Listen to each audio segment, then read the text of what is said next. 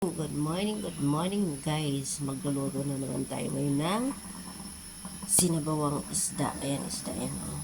Ayan ay lapu-lapu.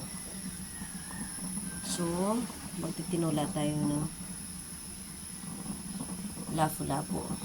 Ito ay ating mga ingredients. So, lalagay ko na ha. Napakulo na ako ng tubig here.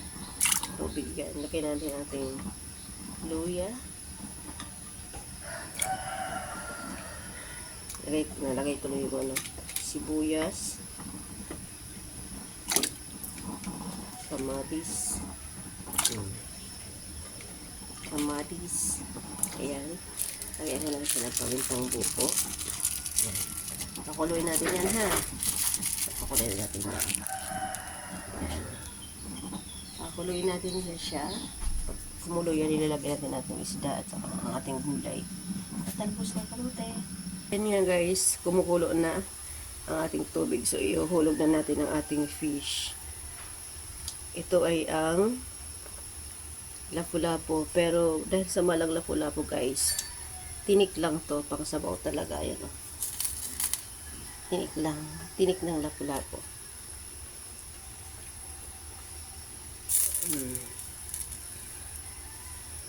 Tapos, pakukuloyin natin ulit yan. Lagyan natin ng magic sarap. Magic sarap.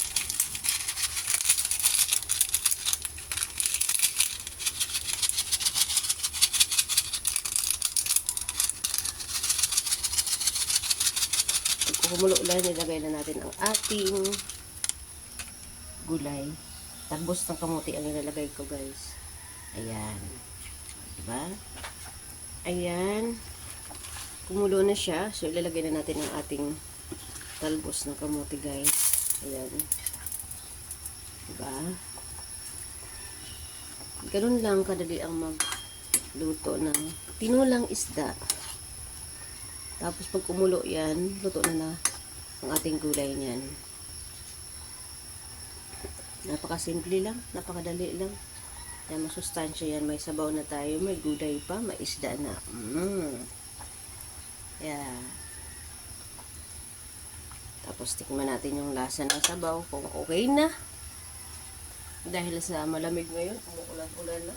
Kailangan natin magsabaw-sabaw, magpainit ng sabaw.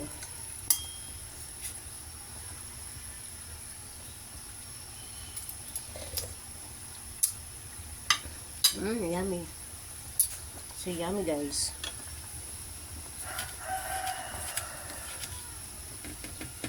I put a little bit of salt, iodized salt. Yan. Diba? Ayan na guys, ang ating menu for today ay ang ating tinulang tinik ng lapu-lapu. So, thank you so much for watching. Thank you. Ayan, ayan. Ayan. Please subscribe po kayo sa aking channel.